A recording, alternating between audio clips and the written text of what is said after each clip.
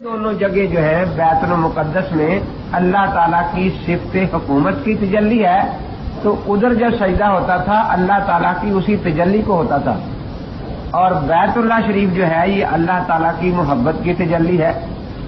इसी तरह अंबिया अलैहिस्सलाम की मैंने बताया था कि दो ही बुनियादी सिफ़तें हैं, बशीर होना और नज़ीर होना। अब आपके बाद कोई नबी नहीं आएगा, लेकिन फुक़हा सिफ़त नज़ीर में नबियों के वारिस हैं और औलिया अल्लाह सिफ़त बशीर में नबियों के वारिस हैं। इस बात से ये भी अच्छी तरह समझ लें कि इससे ये यकीन है कि अहले सुन्नत वल जमात ही सच्ची जमात है, क्योंकि फ़िक़ह के चारों इमाम भी अहले सुन्नत वल जमात में हुए हैं और तसव्वुफ़ के भी चारों सिलसिले अहले सुन्नत वल जमात में हैं। तो गोया अल्लाह के नबी की कामिल वारिस जमात जो है वो अहले सुन्नत वल जमात है। और ये भी पता चला कि गैर मुक़ल्लिद दीन के सबसे बड़े दुश्मन हैं, क्योंकि दीन नाम है तामीरुज़ ज़ाहिर वल बातिन का, कि हमारा ज़ाहिर भी दुरुस्त हो जाए, अल्लाह के हुक्मों के मुताबिक हो जाए, और बातिन भी दुरुस्त हो जाए।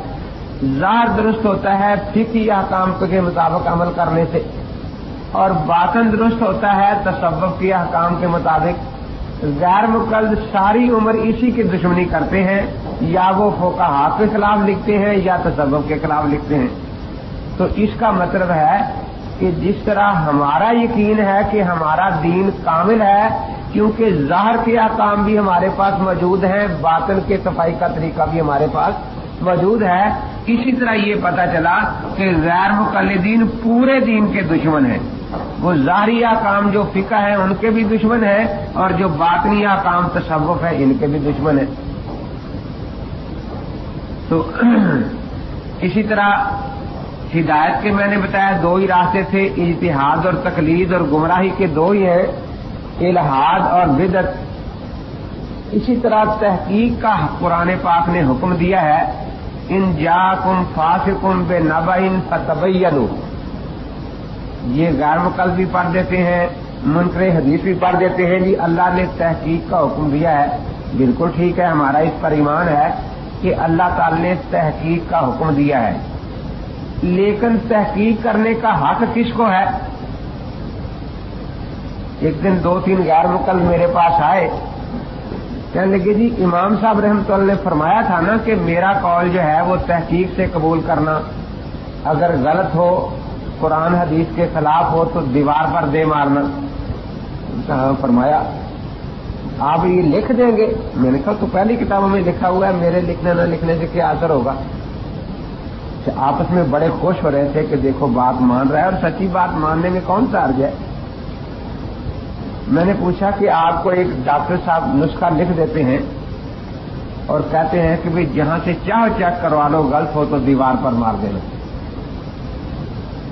आप जल्दी से उठे, डॉक्टर का नुस्खा लेकर मोची के पास चले गए, भी जरा जूती बंद कर दो और नुस्खा चेक करो सही है या नहीं। डॉक्टर का नुस्खा लेकर मोची के पास चले गए। तो मैंने कहा डॉक्टर का यही मतलब था कि मेरा नुस्खा मोची से चेक करवाना। आप वहां से उठे कुम्हार के पास चले गए, अच्छा भाई ये मिट्टी बाद में लादना, गधे पर जरा नुस्खा चेक कर लो डॉक्टर साहब का कि सही है या गलत है। वहां से उठे चमार के पास चले गए, वो भैंस का चमड़ा उतार रहा था कि अच्छा भाई ये बाल की बाद में उतार लेना, जरा नुस्खा चेक कर लो। तो मैंने कहा इमाम साहब ने ये कब कहा था कि गैर मुक़ल्लिदों जैसे मोची तेली नाइयों बदमाशों से नुस्खे चेक कराना मेरे जाकर? ये तो जिनको हक है तहकीक का, डॉक्टर का नुस्खा डॉक्टर ही चेक करेंगे ना। सोने के बारे में सुनार की राय मानी जाएगी, चुमारों की कौन मानता है? तो मैंने कहा तुम तो इमाम साहब के मुकाबले में मोची तेली नाई चुमार की हैसियत भी नहीं रखते, और आप चाहते हैं कि इमाम साहब के नुस्खे में आपसे चेक करवाएं। खामोशी से उठकर चले गए, फिर नहीं बोले। अब तुम्हारे कहने से हम इमाम साहब के अखबार उठा के मारे, तुम्हारे कहने से डॉक्टर का नुस्खा उठा के ही मारते किसी के सर पर। तो इसलिए तहकीक का हुक्म तो सारे पढ़ते हैं, तहकीक का हक सिर्फ दो शख्सियतों को है, और वो भी कुरान ने बताया है, इज़ा जाहुम अम्रुम मिनल अमन अबिल खौफ अज़ाउ बिह وَلَوْ رُدُّوهُ إِلَى الرَّسُولِ وَإِلَى أُولِي الْأَمْرِ مِنْهُمْ لَعَلِمَهُ الَّذِينَ يَسْتَنبِطُونَهُ مِنْهُمْ کہ تحقیق کا حق یا رسول کو ہے یا ملحد کو ہے، دین میں اور کسی کو تحقیق کا حق ہی نہیں۔ اس کی بات، رسول کی بات بھی محققانہ ہوگی اور ملحد کی بات بھی تحقیق شدہ ہوگی۔ اس کا سیاق و سباق اور شان یہی ہے نا کہ اللہ تعالیٰ فرما رہے ہیں کہ منافق لوگوں کی یہ بری عادت ہے کہ وہ بات بغیر تحقیق کے پھیلا دیتے ہیں۔ اگر دنیا کی بات بغیر تحقیق کے پھیلا دی جائے تو دنیا کا نقصان ہو جاتا ہے، اگر دین کی بات بغیر تحقیق کے پھیلا دی جائے تو دین کا نقصان ہو جاتا ہے۔ تو اس لیے منافقوں کی برائی بیان کی جا رہی ہے کہ وہ بغیر تحقیق کے باتیں پھیلاتے ہیں۔ بات تحقیق والی ہونی چاہیے۔ اب تحقیق کون کرے کہ تحقیق کے لیے رسول کی طرف رجوع کرو یا ملحد کی طرف رجوع کرو۔ تو یہیں سے یہ بھی پتا چلا کہ مسائل کی دو قسمیں ہوں گی، ایک وہ جو رسول بیان کر دے گا ان کو مسائل منسوسہ کہتے ہیں، ان کو کون سے مسائل کہتے ہیں؟ منسوسہ۔ ایک وہ مسائل ہوں گے جو ملحد استنباط کرتا ہے، ان کو مسائل اجتہادیہ کہتے ہیں۔ تو دیکھو ہم دونوں باتوں کو چونکہ مانتے ہیں، قرآن کی پوری آیت کو مانتے ہیں، اس لیے ہم اپنے آپ کو سنی حنفی لکھتے ہیں۔ کیا لکھتے ہیں؟ سنی حنفی۔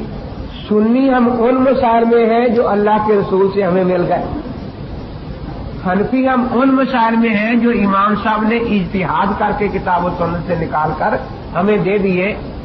تو سنی مسائل میں بھی ہم تحقیقی مسائل پر عامل ہیں، وہ تحقیق اللہ کے رسول کی ہے صلی اللہ تعالی علیہ وسلم کی، اور اجتہادی مسائل میں بھی ہم تحقیقی بات پر عمل کر رہے ہیں، اور وہ مسائل امام اعظم ابو حنیفہ رحمۃ اللہ تعالی علیہ کے استنباط سے ہیں۔ تو اس لیے اب اللہ نے حق دیا ہے تحقیق کا رسول کو یا ملحد کو۔